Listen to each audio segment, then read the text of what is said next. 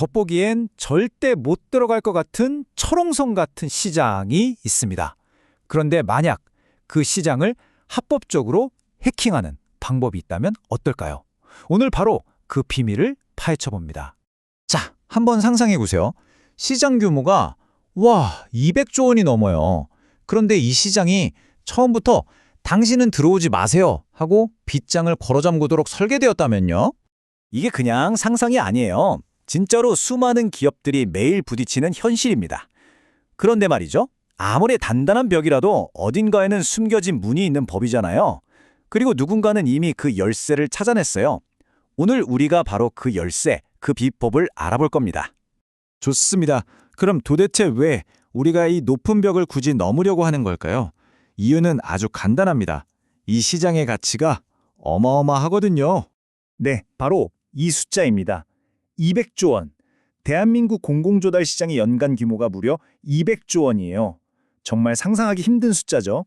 바로 이게 우리가 들어가려는 시장의 크기입니다.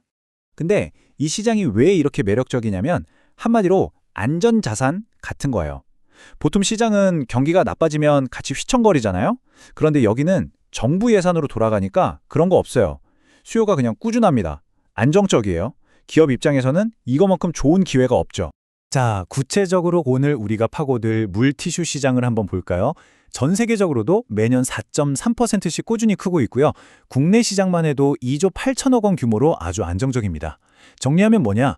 우리가 들어가려는 이 시장 일단 크고요. 안정적인데 심지어 계속 성장까지 하고 있다는 겁니다. 대단하죠? 자, 이렇게 좋은 시장인데 문제가 있겠죠? 네, 물론 있습니다. 이 엄청난 기회 앞에 아주 거대한 벽이 하나 버티고 있어요. 이름하여 제조업체의 벽입니다. 이 벽의 공식 명칭은 중소기업자 간 경쟁제품 제도라는 건데요. 사실 취지는 되게 좋아요. 우리나라 중소제조업체들 좀 보호하고 키워주자 이런 거죠. 그래서 특정 제품들은 대기업이나 물건 떼다 파는 유통업체들은 못 들어오게 막아놓은 겁니다. 자, 그래서 핵심이 뭐냐? 우리가 보려는 이 물티슈가 바로 이 중기간 경쟁 제품으로 딱 지정이 돼버린 거예요. 결과적으로 어떻게 됐을까요? 2027년까지 이 물티슈 조달 시장은 법으로 정해진 제조업체들만의 리그가 된 겁니다. 다른 선수들은 아예 경기장에 들어갈 수도 없어요. 그러면 유통업체가 저희 사실 제조업체예요 하고 슬쩍 들어가면 안 되나요? 그게 안 됩니다. 왜냐하면 직접 생산 확인이하는 증명서가 있어야 하는데 이걸 받으려면 이 세 가지가 다 있어야 해요. 첫째, 공장. 둘째, 생산 설비. 셋째, 생산 직원. 유통업체는 당연히 이게 없죠. 구조적으로 불가능한 겁니다. 이 말이 상황을 딱 정리해 주는 것 같아요. 규칙은 진짜 간단해요. 공장 없으면 출입 금지. 제조업체한테는 우리를 지켜주는 방패지만 유통업체한테는 정말 넘기 힘든 높은 벽인 거죠. 자, 지금까지는 문제만 얘기했죠. 이제부터가 진짜 본론입니다.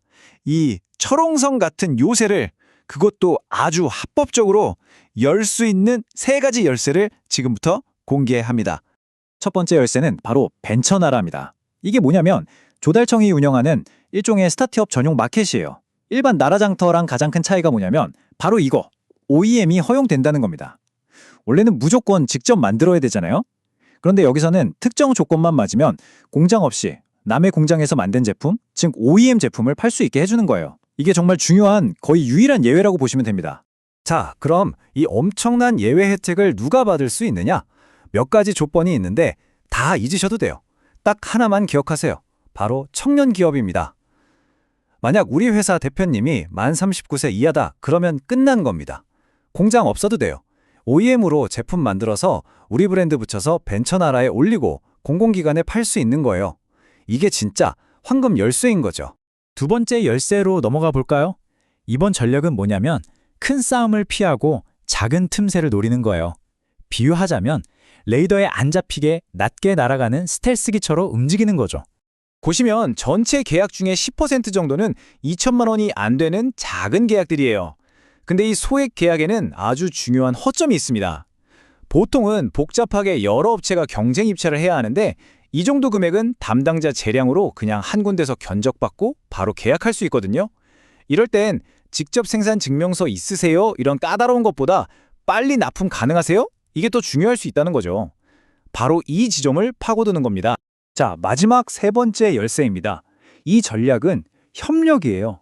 아주 간단하죠. 나 혼자 벽을 못 넘겠으면 벽을 넘을 수 있는 사람이랑 같이 넘으면 되잖아요. 방법은 이렇습니다. 유통업체랑 제조업체가 드림팀을 만드는 거예요. 이걸 공동수급 또는 컨소시엄이라고 부르는데 그냥 한 팀으로 입찰에 들어가는 거죠. 역할 분담은 확실합니다. 제조업체는 잘하는 거, 즉 생산이랑 품질 관리에 집중하고 유통업체는 자기 전문 분야인 영업, 배송, 서류 처리 같은 걸 맡는 거예요. 서로 부족한 걸 채워주니까 이거야말로 완벽한 윈윈 전략이죠. 자, 지금까지는 어떻게든 벽을 우회하는 방법을 알아봤잖아요.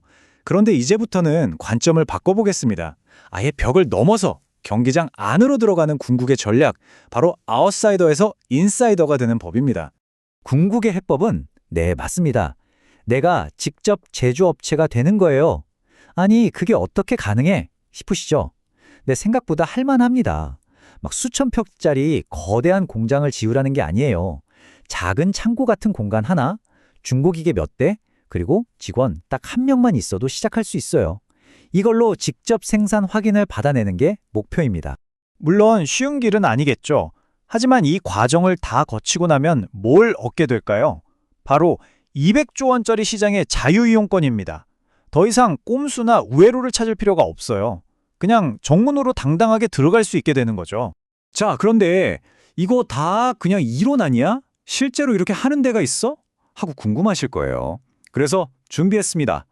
이 모든 전략이 어떻게 현실에서 멋지게 성공했는지 실제 사례를 한번 보시죠. 이 타임라인을 한번 보세요. 하트 가디언이라는 회사가 있었어요. 제품은 좋은데 공장이 없어서 조달 시장에 들어가지도 못하고 있었죠. 근데 어느 날 35살의 젊은 대표가 깨달은 거예요. 나 청년 기업이잖아.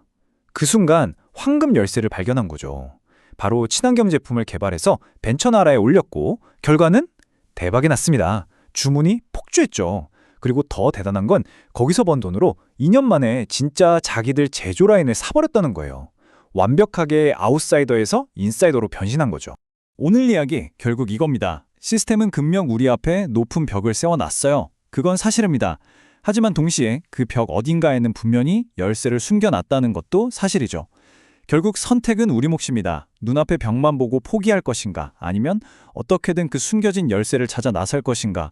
여러분이라면 어떤 선택을 하시겠습니까?